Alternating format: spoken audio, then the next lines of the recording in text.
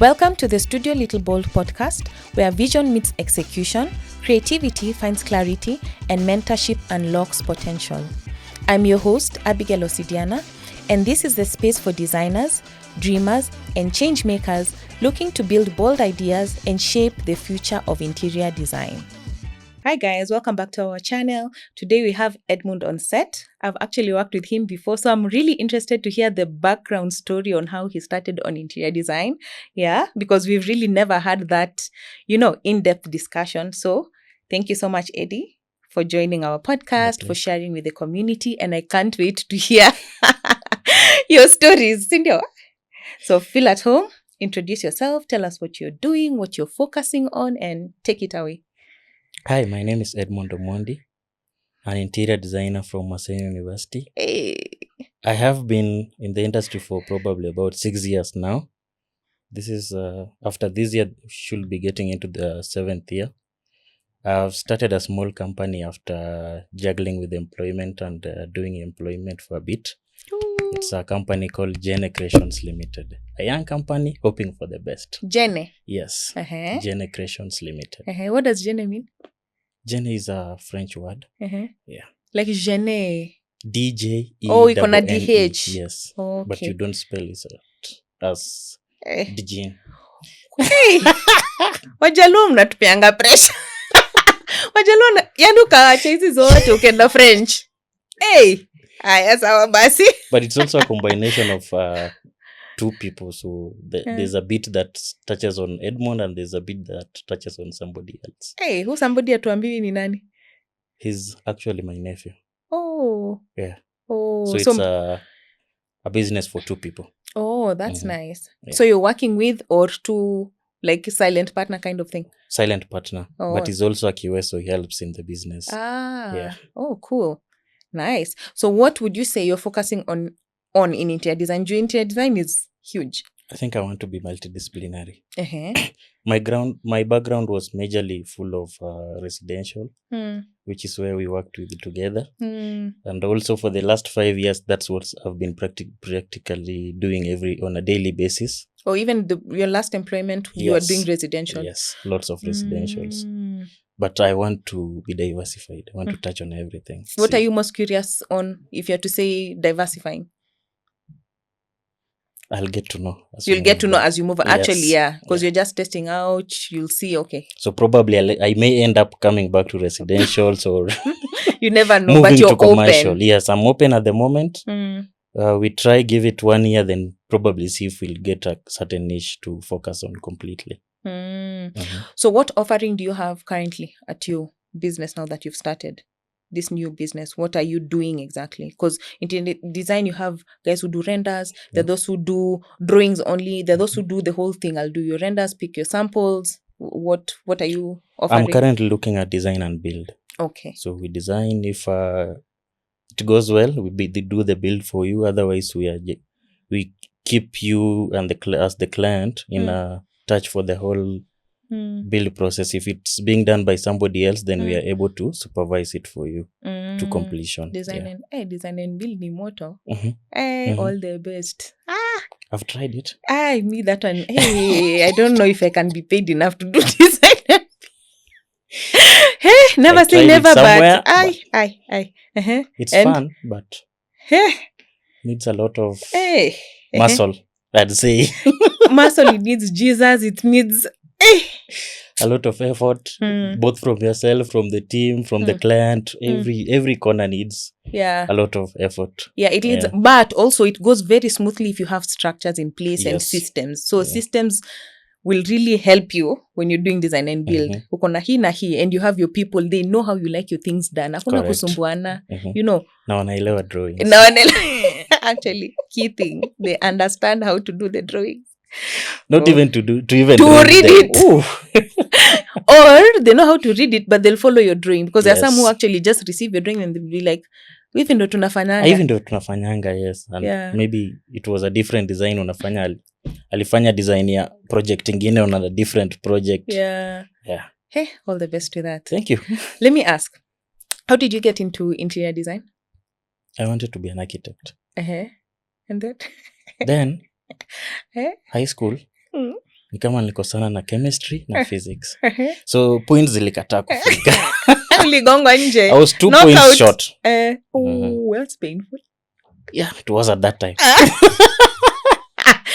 So I sat myself down. I was thinking on what to do. Thought about urban planning. Guy, do you know I forgot there's that course actually? Yeah. I saw that course when I was looking. I think. So it was one of my considerations. JQuat or UN? I can't remember because I remember seeing in one of those brochures actually. JQuat. Because I wanted to be somewhere in Nairobi but not so close to Nairobi. Oh, na UN is in the thick of Nairobi. Kati. So there's a friend of mine, unfortunately, passed on last year. Oh, boy. He was doing architecture at that point. So it's the one who guided me into interior design. So he told me, well, there's another course here. It's being offered where I'm studying, and I think it's not really architecture, but it's quite close to architecture. I think you will love it. That is how we went for interior design. So I always ask this question, what was the reception that your parents had to you saying, I want to do interior design? That is not something my parents knew of. I don't even think my mother understands that. What you do? What interior design is to this moment. Of course, because of age. So I've never found the right words also to explain. But at least my siblings do. I remember even at the point I was called to join Maseno University. My brother, my immediate, the one I follow immediately was, are you sure you want to go to Maseno? Are you really sure you want to do that course? What is it all about?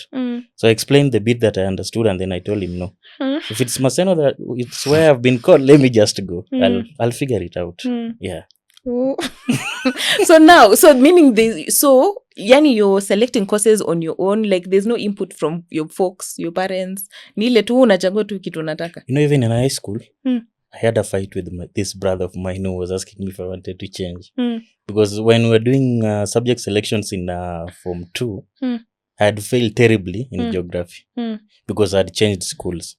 So, but I didn't think I would do well with the theories, history and theory. So I still went to this geography that I had failed. But when I told them that I would still want to do that geography, they had an issue with it. So this was my own war after university. I decided no. I'm not asking you. I'm not asking anyone. I'll choose whatever I want. Yeah. Oh, but then they're okay to pay for it. Were you paying for your own school fees? It was the JAB. Yes. But still JAB they pay, but there are other expenses. It wasn't much, so that they were okay with. Parallel is what there wasn't. Would be a problem. Yeah. So even if I wanted to do architecture and go the parallel way, that they would have told me to sort yourself. JAB was such a blessing. I don't know if still how the system right now is, because I know it changed a bit. Because I remember even me, I did JAB, and I think my school fees was, I think 35K for the year, including accommodation. What? Can you imagine? Yeah. Oh my God. So it had gone up. You could pay school fees for yourself for the whole year. And then also HELB, of course. Yeah. HELB ilikuwa ya kukula. Nini wewe? HELB ilikuwa ya mnasota by month 1. Apparently only one of my siblings know that niliwaipata hiyo HELB. Out of the 9 of them. Hao wengine kidogo sikuwahi waambia juu sasa wangekata pocket money. So at least ulikuwa unapata huku. Kikiumana kabla HELB ingie. Umekusanya ushuru. I wish. Black tax ndio hiyo. Ngoja. If you don't mind saying, if you mind, we'll cut it out. When you what born kwa familia yenu? 9th. When the last born? Yes. Bas, hata mimi ningecollect. Ningekusanya kila mtu first born, napiga kila mtu. Sina do. But you have to be strategic. Why? Because wanaongea. Huyu ataambia ule na nini nimeongea na Eddie akaomba. So unaomba huyu leo unampea 2 days sasa how then napigia huyu mwingine. But actually mimi pia ni last born, so I think ningekuwa first born. Ningekuwa tu natuma, si lazima nijue hizo stories zingine kama Eddie ametuma ama nani hajatuma. So unatuma tu. Na depend. Mtu anashikilia. Kwa nini? Unaona mtu ataribu. So atasema wewe mnatumia kijana pesa mingi sana. Atasoma. Utafanyia nini hizo pesa zote? Yeah. So sasa umechagua, si ndio? Umeenda Maseno Uni, si ndio? Umefanya Actually, the one thing that I was never told, Hmm. or rather that I came to learn, sijui kama ni theory ya ukweli. Hmm. Niliambiwa if you ever make, I'd not call it a mistake, if you ever make that choice of selecting Maseno, we jua tu utaenda huko. Because when I did my selections, I had done urban planning, nikafanya chemical engineering. Hedi. Si ati hiyo nilikuwa nachagua because sina any other choice. So nimeanza na urban planning. There's another course yenye nilichagua in UN. Then sasa nikaeka hiyo chemical engineering number 3 because there were 4 selections. Then nikafunga na Maseno pale. Sio Maseno si ndio ilichaguliwa. So when I go to Maseno during your admission, quite a number of my classmates walikuwa wanasema the moment you ever select Maseno, whether it's your first choice or your last, wewe jua tunaenda huko. So I believe because my sister aliniambia wait after uni iko mbali. Maseno iko na hii kitu, enda huko. So mimi aliniambia eka tu Maseno number 1. Usi waste time ni nini, ndio make sure umeenda hashes in USIU. Na alikuwa amechugwa home. Amefugwa kama kuku. So she was like, in her experience, she passed away, rest in peace, but she was like, she didn't experience campo. She didn't so she was like, do not make a mistake of going to anywhere within Nairobi, because my folks had a house in Nairobi. Their own house. Home school. Like, and my parents were those ones of, you get a uni in Nairobi, you're a day scholar. Where are we paying rent for you in another place? So she was like, Akino. She was like, do not attempt. So mimi nilieka tu number 1, tukafunga hiyo story. Mimi nikaenda. For me, I was hoping to be in Nairobi. Ndio maana nilieka Maseno the last one. Ungejua tu ungeieka. Oh my god. But sasa ungelearn sasa vitu zingine hata uelewe. So ungekuwa chemical surely. Probably. Hiyo hata watu wanafanya kazi gani wakimaliza? Forgive my ignorance. I really just don't know. Wanafanya kazi gani? Hata mimi mimi nilikuwa naeka tu kuja. Juu sasa nime go through all the lists. Kwa zenye naona zenye naweza taka already ndio ishaniacha. So architecture ishaenda. So nimechagua urban planning, you must feel this could relate with whatever I wanted. Yeah. So that's the closest na interior design. So I think the first 2 choices had something to do with urban planning. Hizi mbili za mwisho. Kuna interior design, I mean, kuna art and design UN, alafu una specialize in interior design. I didn't want that. Kutaka kui. Plus I had been advised not to go the UN route. Why? By that friend of mine. He was telling me kidogo he wasn't confident with it. For reasons I never got to know. Okay. So sasa umeenda Maseno, umetoka, si ndio? Okay, labda hujatoka because your first internship is during that period, si ndio? Yeah. What was your experience? What was your shocker? What was your, like, haya, nimetoka shule. First getting that internship was a trouble. Why? Because I don't know, but I think tukitoka Maseno, I was with a number of friends, 4 of my friends. So the first 2 wakapata. I was the last one to get. I tried getting an internship somewhere else. That guy, aliongelesha. Akaniambia hatukutaki. Kwa nini? Hatukutaki? That sounds very there's personal. There's a way he put it, then only to come and look for me after 2 weeks. 2 weeks after nimepata. I think nilikuwa namsumbua. But hujafanya kazi hapo. You hadn't worked there. So nilikuwa natafuta position but sijui mbona yalijam. I had sent my CV, then I made a follow-up call. He had picked already 2 of my classmates, I think. But before he picked them, ndio penye nilikuwa na approach. Niliongeleshwa we. Then later it's when alituma the secretary or something to try ask me if I'm still interested in the position. Ushapata kwingine. So that was the biggest challenge for step 1. I think the biggest one was getting it. Haya, now you've gotten it. How was it in relation to what you were expecting ukiwa shule? I think me nilikuwa open-minded. The only shocker was vitu zenye nilikuwa nafanya shule na vitu zilikuwa zinafanyika huko. They were worlds apart. Worlds apart. Like what? Because in shule you'd focus on renders.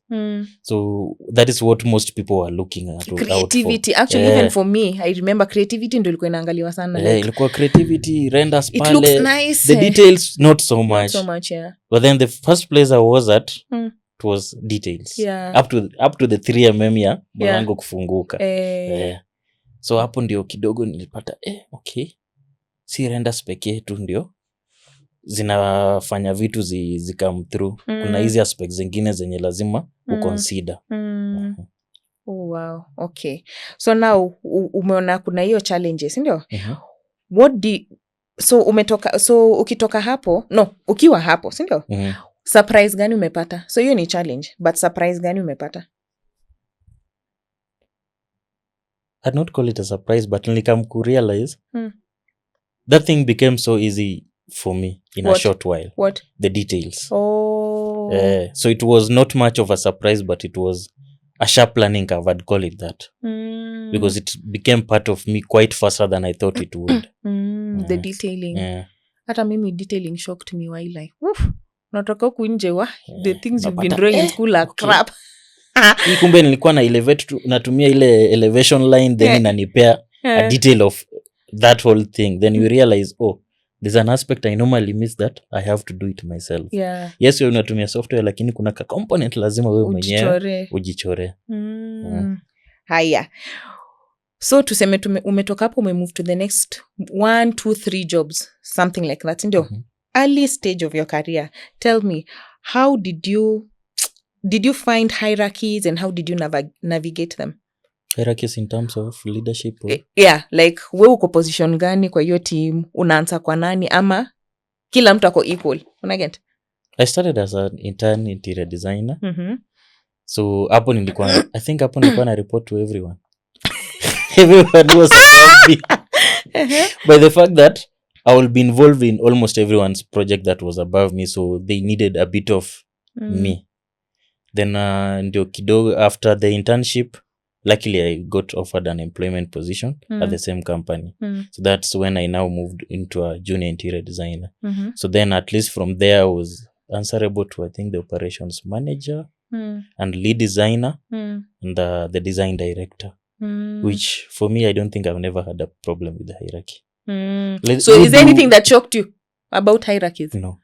I think based on a background of my sister being in a capacity of having a company and having been worked under her, I don't think hierarchy was such a big issue. I knew how to maneuver my way through. Oh, so is she in the construction field? Not really. Oh, but at least totally you had worked kidogo too. I had worked in a company, so at least I understood those things, like those minor details, and how to navigate through them. So you're not there being stubborn kusumbua watu huku kwa ofisi. I don't think that has ever been me. Never. It's never crossed your path. Me. It's like it's okay. You do you. You want me to go to where I'll go. You want me to do what I'll do. As long as we are doing it in respectful boundaries, I'm okay. You're okay. Creativity. At what point were you given the opportunity to be creative? I'd say in my second job. Because in the first job, yes, I was a junior interior designer, but I was more into just drawing. Plus, again, I'd say it's a fault on me because at some point I never wanted to think. I'll say, you do the thinking, when bring it to me, what you want me to do? I'll produce whatever you want.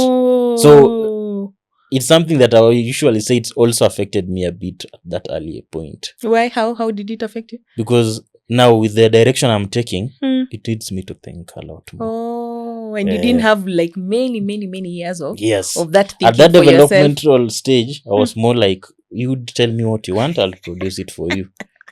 Then you go and build. But luckily, I got roped into site visits way earlier than most people I know.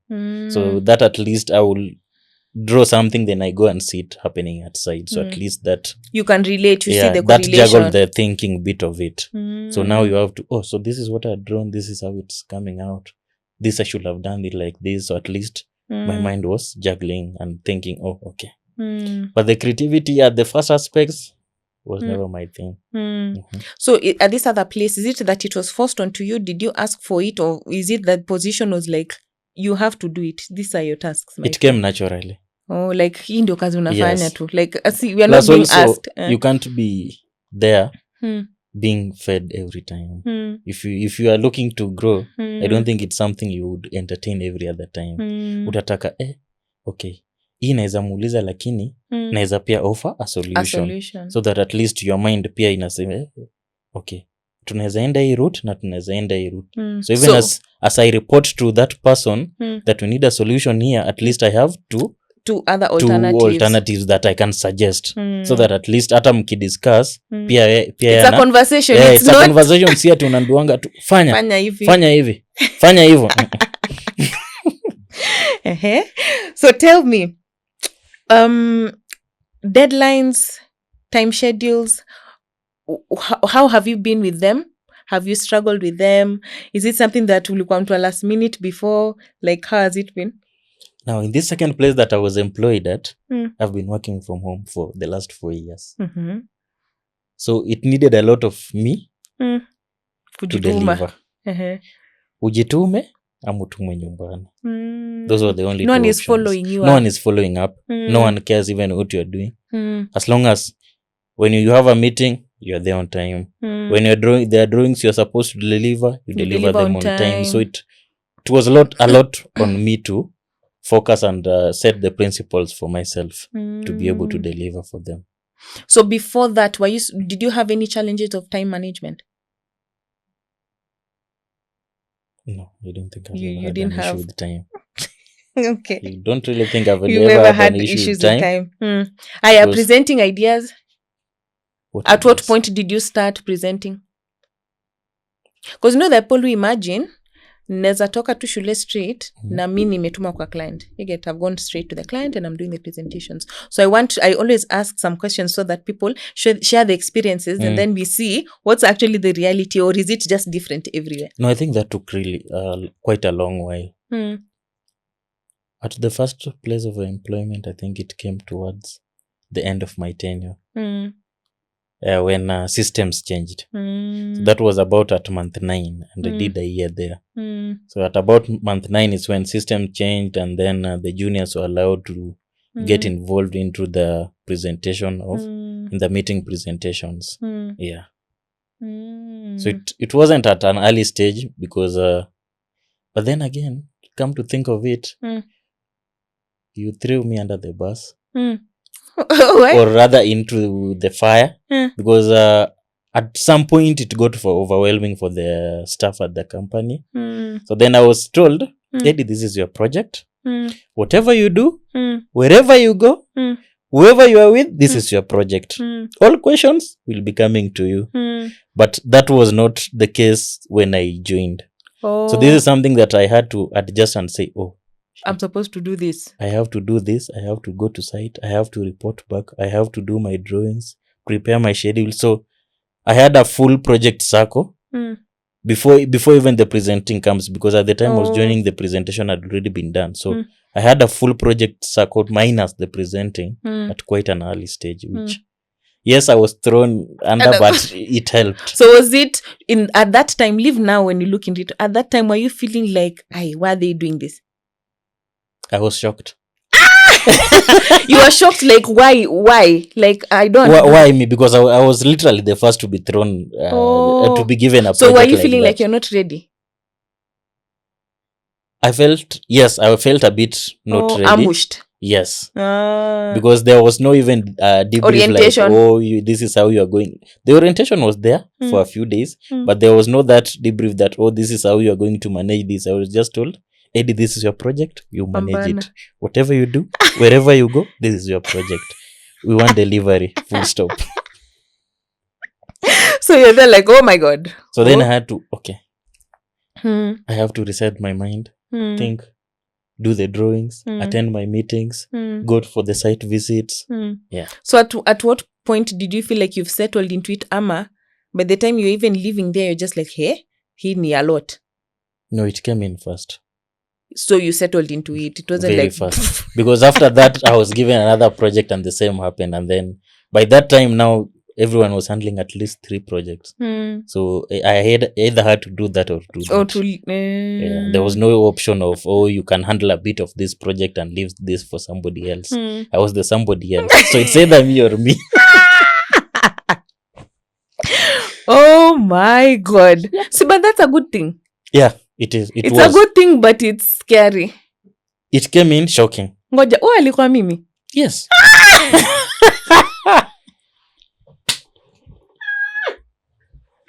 Naikada. So you're just like, oh my God. Okay. This is a lot. Because you know what me usually think? And actually in one of the podcast episodes, someone had mentioned the problem of moving to the next step is you can't be given that next step because hauna easy skills. Na usiponipe hiyo opportunity siwezi pata hizo skills. Sasa mi usema uko hapa pambana na hali yako, tusonge kaende you'll be prepared there on the road. Uko mbele utapambana nayo kisonga as you move. Yeah, because even for me I never really got anything at the time that I was ready. Like it was always of shocking as you go. Yeah, it's like you're being put upside down in the pool. You're trying to swim, you figure out, you start breathing, another shocker. You've adapted. Okay. Let me ask, what soft skills do you think is the most important ukiangalia jani yako yote? Communication. Expound. I've dealt with people who for some reason they either listen and don't comprehend or they don't listen at all. And that's the most difficult person to deal with. Because now you are driving a point but it doesn't get home. For a Give reason me an example. You go to site, you've given a drawing, it's supposed to be implemented. You go to site, you find it's been done an opposite way. Say tile elevation, and you want to match the floor line, the wall line, and the floor line. But there's a way that what you have on that wall, that wall and the opposite wall, it's not exactly the same. So you drive this concept, you tell them, you've shown it on the drawing because you've done 4-side elevation showing all the 4 sides. Unaenda unapata jamaa interchange, so the lines are not matching. Unamwambia unaangalia hii umeona si line ina match lakini hapa haiwezi. Unashindwa haiwezi aje? So you don't even know how else to explain because you've drawn it, you've shown it on site, like you're there standing there, but still anakuambia hapa haiwezi. So for me, my biggest nini imenakuanga communication, and then I've also had an opportunity to deal with the people who are not Kenyans. And understanding either Kiswahili or English kidogo iko chini. So you don't know whether to cry or to weep for them to understand. So you talk in English? Understanding of both is limited. Oh, okay, I get you. Say a foreigner who doesn't say. They also speaking their language a lot. So English is also not their first language. It's, oh my God. So you are there juggling. Okay. How else do I say this? What other language can I use to communicate? Naelewi Kiswahili. Aelewi Kiswahili, aelewi English. And then also at some early stage of the second phase of my employment, we had clients who would speak a foreign language, which I had no idea of. So you're there with your boss, you're supposed to get information of what you're supposed to go and draw. They're speaking their language. Chigujarati. Now you're stuck. You're just looking. And you're the implementer. You're supposed to go and draw. And 2 minutes. Send it to site. And check on its implementation. Now you're there. You're looking left, right. At least when they point, you have an idea. Oh, they're talking about that. But without that. And I know a few people will be like, oh, but someone will translate you later. But imagine someone translating to you a 30-minute discussion. They really won't tell you everything that was said. And then there's an argument. Me, I said this. The other one said this. But now when they're giving you the summary, it's just a summary which they may have forgotten some things. they'll probably give you the last end of the conversation. Yet you've had this conversation ongoing for 30 minutes, discussing maybe 5 different things. So you're only given the final bit. Now you don't know what to do with the bit 1, 2, 3, and 4. You only have bit 5. So that is something that I really struggled with at some point. So communication for me, it's always a game key changer. thing. Where? Now, Because- what would you advise now someone, an aspiring interior designer watching this podcast and wondering, they're in that scenario, now what do you do? For that communication, I think the thing with me was I was always pushing for that communication. So they'll speak in that their language, but then immediately after I'll ask, so what have we decided? Or you Because don't leave there and wait for them to start I translating. will not even wait for the 30-minute conversation to end, because I want to catch that bit 1, bit 2, bit 3, bit 4, bit 4 as we go. Because if I wait for the end, then I'll lose a lot of things here. And then also virtue of being a boss, not most bosses want to explain all that. Yeah. So you'd rather catch it at bit 1. Hold have up. something. Tell me. What did you say? Okay, so you move on to the next. What did you say? So that even if it's a drawing you are checking, then you have your pointers. Oh, this is what was said on drawing 1. This is what was said on drawing 2. This is what was said on drawing 3. Like that. Because you realize, even if they speak that language, the implementers here, they don't understand that. So you are the last person again to explain to them. So you either catch it early on, you have problems. wote mmeenda home. Because now they'll start saying, oh, but you were in the meeting. Ulikuwa meeting. Unamwambia lakini si walikuwa naongea lugha yao. So like, actually, you've reminded me, I'd forgotten there's a place we had worked, and there was also that thing a lot. I forgot about it. And I remember I'd go to meetings, they talk their things, and I'm just like, okay, hold up. unashinda sasa Mmesema nini? And then I will tell you. So mimi will tell you ndo nilikataa. Niambie tu hapo tukiwa meeting. Sasa utaenda your, then we didn't have an office. So utaenda your way, I'll go my way. Say tomorrow you need this drawing. Oh yeah, because you're working from home. Yes. You're only meeting at meetings. At site. At this. Tomorrow you need this drawing. Mimi What am I sikuelewa going to anything. Sasa mimi nitadu. Sinabidi nikuhande hapo, tumalizanie tu hapo. Nitoke na mapointa zangu. Najua hii ndio naenda kufanya, hii ndio naenda kuchange, hii ndio nafaa nitume mali fulani. He? Haya, kwa hii growth yako, tell me, is there a hidden talent you discovered? Hidden talent. Ulikuja tu kasema ala, kumbe mimi niko fiti hii area. I think the main thing that came in was to people management. What did you learn? I've learned to manage people a lot. How? Kitambo, I come from a family yenye a lot of people wanakuanga na temper. So siku hizi temper yangu zilishuka. Najuanga hii industry yetu you can expect anything. Yeah. Fundi anaweza kufanyia vituko zake. Even despite giving specifications and details. Client pia anaweza amua kuonyesha maajabu. So that's one of the main things yenye nilikuja kunini. Kujua kumbe naweza manage watu. So unawa manage aje? Buambia aspiring interior designer hapa. I think just being able to understand someone, whatever they are saying, whatever they want, and just being gentle about it when things go wrong sana. Give me an example. Give me any example. Don't mention specific people. For example, don't mention Abigail. Ndio tusisumbuliwe YouTube. Ndio. So give me a specific scenario that it was challenging and this is how you managed to manage the people. So tuseme, well, hapo ni ngori. Ina involve mtu na mtu anaweza jitambua. Sawa. Achana na hiyo. Tusikuache kwa shida. Hiyo sikuache kwa. Uko na nyingine? I think you're the main one. And maybe hiyo nyingine hata si talent. Ningesema but ni a means of movement for me. Well, biking. My dad used to have a bike. It's not something I knew I would really love. But at some phase of my employment, that has been my go-to thing. Like you need me at site, I'm there.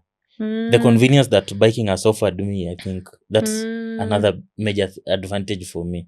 That's why I was joking to you that maybe story at traffic spombani na. Because there are points where I'd be sent to site. Reason being the ability to get there faster. The convenience, the less traffic. Yeah. So I think that's so imekupea advantage in a way that you also never saw coming. I never thought I'd get into biking honestly. So tulikuwa tunatumia Uber. Uber expenses za Uber zikakuwa mob. Nikaulizwa ulisemanga unaweza ride bike? Can we pursue this? Kaambia we can. So the first bike I had I'd say was bought for me by them. They offered me money, then I went and bought it. So that changed a lot. Them is who now? Your parents or the employer? No, they were previous employer. Nice.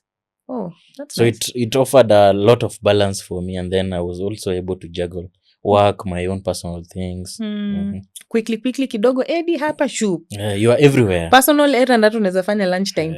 Umeshaenda hivyo. And then with the working from home, no one is really there to see that at this time you're in the office, so if you have something you run, come back. It more or less teaches you just to be responsible. Like you have a deadline. It is your problem whether you wake up at 3 a.m. or at it's your problem. Yeah, correct. But when you unajua maybe yes I have to do, but I have something quick to run by maybe 11 to 12. Bike faster maybe unataka kwenda kurenew umepoteza DL unataka kwenda kurenew. Hiyo ni kitu unakimbia one time unarudi. Mtu wa gari kidogo baada ya mpambana pale kwa traffic unapigiwa huko. Kuna drawing tunahitaji. I think that's another thing that I would say I've picked through this journey. Out of necessity. Wow. And then you found that you love it. Cool. My mom complains about it, but why? Sasa atadu. Why? Safety, security. No, safety is a personal thing. I usually say the biker themselves has to also be responsible in terms of you're gearing up. Kitu ya kwanza. 2, you're not trying to prove a point to people on the road. Unajua kuna wale ni ile wa stance wa kushow. Sindio? Musema as long as you're not showing, hata mi usema no. Biking can really mess you up. But if you're responsible. Even at that point, my employer was telling me, go and speak to your mom. Tell her, this is your own personal choice you've made. This is not a choice by us. Because they were worried, what if something happens? So I didn't even go and tell her that. Something can happen even here. Hata hapa penye nimekaa. Leo utoki hapa. Actually, there's a funny story. When I think at my first employment, there's a colleague of mine who was doing an extra personal job. And then I think she did it on like a Saturday. A Saturday or a Sunday. Because at that particular place, we never used to go to work on weekends. So Saturday, Sunday, we go free. Then we come into work on Monday. She's receiving phone calls that the whole ceiling. Anyway, tell me, what do you think is different in terms of what you learned in school na reality kwa ground? Okay, you mentioned about technical drawings, or detailing. Is there anything else you feel like, different? Nini? Unajua pale shule una client. That's true. So your client engagement ni something you have to learn huku nje.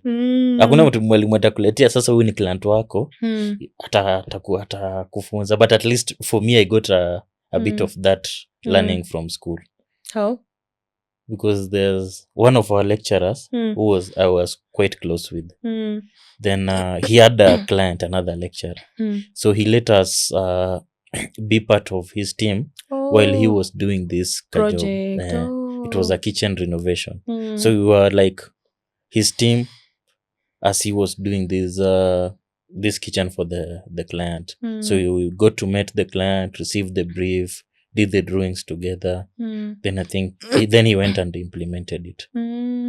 So at least you're seeing reality on the ground. So at least we had a bit sense of that reality. Actually, unless because also if you're employed and you don't have visibility of clients, then you also won't get that experience, and most employers honestly won't don't give want you that visibility. You to get to that level at an early age. unakaa kwanza utakula malosses kama uko na vitu zako za kando lazima utake the hit. What would you say is your tip for aspiring interior designers to make the most out of their internships, the most out of their first jobs? I think you just need to be a bit more willing to learn and open, because it's at that early stage of your life that most likely determines what you're going to do for the rest of your life. Like for you, I know you've done a lot of residentials and that's where you prosper. Yeah, so it's at that point where you either make it or break it. So be a lot more willing to learn, be a lot more willing to adjust, take in as much as you can. There's a bit of a tug of war that happens at that stage also, both with yourself and probably maybe with the employer, because you're also trying to realize yourself. So be able to accommodate both. Ujue yes, nataka kwenda hii route, lakini hawa watu wanataka niende hii route. Find a way to merge them to usonge mbele. And how do you build resilience? How would you say you build resilience when you're when you're facing setbacks na challenges? How do you build it? Ama have you built it? Ama do you feel you've built it even in the first place? Unaweza kuwa unasema how did you build launa? Ayangu I think iko, but mine came in from probably the fact that tuko wengi. Tayari kwa nyumba yenu tayari ni kampuni, ni team. Tuko wengi na hawa watu wenye wako juu yako wote mwenye ako closest na wewe ni 12 years away. So it's like you have 11 parents. Because every sibling of yours has that authoritative nini over you. So it feels like plus your dad and mom. So these are 11 people above you that you have to deal with on a daily basis. But so, kuna wengine hata mjuani juu age difference ni kubwa sana. Sasa mjuani aje na mnapatana? Na nyinyi wote ni wababa na mama moja. Like as in for me, our family, we are close. So all these people at some point in my life they played a role. So lived with some of them while schooling. Yeah, so it's not that atupatani. Why I'm asking that is kuna wale different scenario where mko wengi ndio age difference is big, but because that age difference is big, you've never lived together. But you see, the thing was the age difference is big at me and the person I'm immediately following. But everyone wale wengine wako hapa. Wako hapa close. So ni mimi tu hapo ndo nilipewa mwanya. So hao wote macho yao iko tu hivi over you. I think that gave me a bit of resilience. Juu pia si ati nilikuwa mrahisi. Uko nasumbua hala. But then over time you meet different people, different clients, different contractors. So the more you deal with these people now, you get to learn them, you learn how to handle them. You learn when to say no and stuck at no and stick at no. So the family dynamic at home imekusaidia huku. Imesaidia sana juu kidogo you're managing all these personalities, na manage Abby, na manage Eddie, na manage huyu, na manage Liam, na manage nani. Eddie anakuanga mkali, Abby anakuanga mnozi, nani yako na kelele tu. Hizi vitu zote zicombine pamoja unapata find a balance. So that I think played a major role for me. Because otherwise ningekuwa napokea hits na naingia kulia. So ushazoea. Nani ataipiga kelele tusonge. So hata client akikuja you're not taking normal, even if a client shouts, probably ako na frustration zake from somewhere else. Mimi I'm here to get the job done. Whether you cry, shout. Unfortunately, that's not for me. I'm here to get what you want done. Tumalize niondoke. So that has never been a concern for me. I think based off on the family aspect from where I come from. Also, how do you say you stay proactive in terms of applying your academic knowledge to projects? Is there a way you stay proactive ama unasonga tu kisonga? Siku hizi nafanya research. Kitambo I never used to love research. How do you do your research now if you're giving people a tip on how to do the research? I think one, again, it comes from a biking angle. I'm one person who over time have always wanted to at least know something about something. So I'd say something about my bike. So it's the same aspect that I transfer to also what I do. So even when I'm doing a research, say I want to design something and I'm stuck. After finding what I was looking for, I'll go an extra mile to see any other alternative that I can be able to use. So that in case next time I have a similar scenario but slightly different, at least I have 4 other solutions or 3 that I'm looking at that can give me the same goal or drive me to the same destination. Okay. So to wrap this up, what would you say is your advice to aspiring designers, just in general? I think one, get a mentor. And not just a mentor, serious mentor. Because unaweza kuwa na mentor na kutumia utoke at the end of it you've gained nothing. Na unaweza kuwa na mentor mwenye ako willing for you to learn. Because those are unfortunately the kind of people we have. There are those who will say I'm your mentor but they are only using you.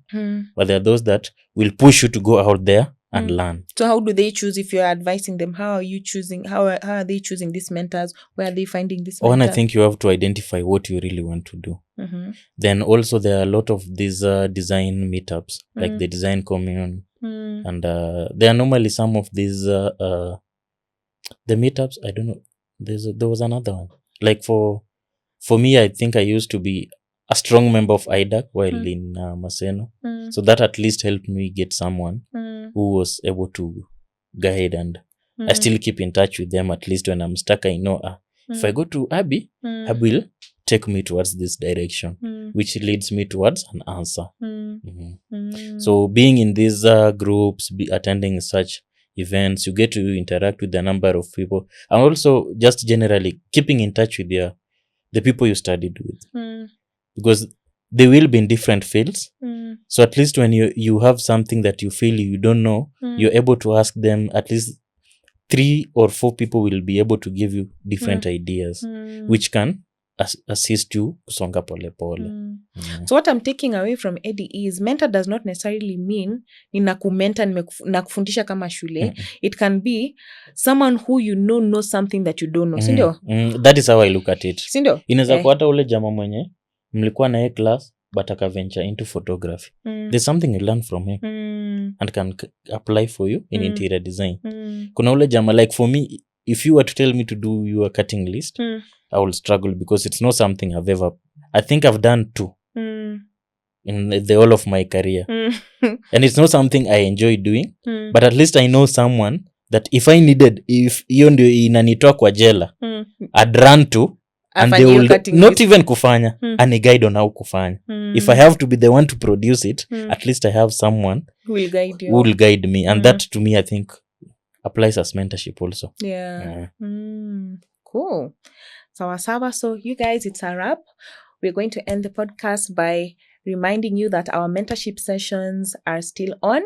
You'll see our link on our bio on Instagram. Also, follow our YouTube channel, subscribe, share, so that other aspiring interior designers can also get to learn and hear these stories and see themselves in these stories, so Correct. that it doesn't feel so far-fetched. Wasifeel hii kitu ni kama anaokotanga tu watu kutoka huko nje ni sisi tu hapa. Reality ni sisi, and that's why you'll see all the guests are very different years of experience, so that it's not that if we're a certain specific level of experience. No, because your story will guide me on something even at my level. My level will guide someone else at their level, so that it's just stories and community and building something, that you have to rely on the internet. Correct. So thank you so much for taking the time. Thank you. And for contributing. Sana hata si kukuja kukuja kwa podcast. Contributing to the industry. Correct, You get? Because someone else will go and see themselves in you and feel like, hiya, Eddie could do it. Okay, I can do it. Oh, Eddie came from a family like this and he could do it. Abby came from this and she could do it. You know, it's just making these things look so here. So live and so real. It's so real. Sindio? Usione interior designers ni wale kama wanaokotongo from somewhere narushwa. Wale wa magazine peke yake. Interior designers ni sisi tu utapatana kwa barabara. Kwanza tukitupata huku nje, you can't tell interior designers. Oh, and also people recently have started knowing that they're male interior designers. Do you know that? People have the perception that interior designers ni wanawake wa mama. Yeah, even in my family there was that perspective at some point. So I changed the narrative. You changed the narrative. So any other person can do that. Yeah. Because sasa unajua kuchagua curtains. We're not chaguaring. There's a lot more that happens on interior design ya si kuchagua hiyo curtains. Unajua fights zina happening inside. Moto unazima kila siku. Sasa zingine mtu anakupigia unakataa kushika simu yako na mwambia nilikuwa napigana sasa. Napigana kuchagua curtains. Ama unapigana kuchagua tiles. Juu hiyo tile lazima iwekwe a certain way ndio itokee. Actually unaweza buy tile poa na isitokee. Na waeke venye wanataka. Vile wanataka tunaiharibu. Nyumba ya nini? Ya huko Ushago. And with that, we'll have a wrap. Thank you guys so much. Please subscribe, share, follow, go to our Instagram pages. Also comment. Sindio, Sita community. Comment if you liked what Eddie shared. Mtumie claps. Sindio. And thank you so much for your support. Until next time. Bye-bye.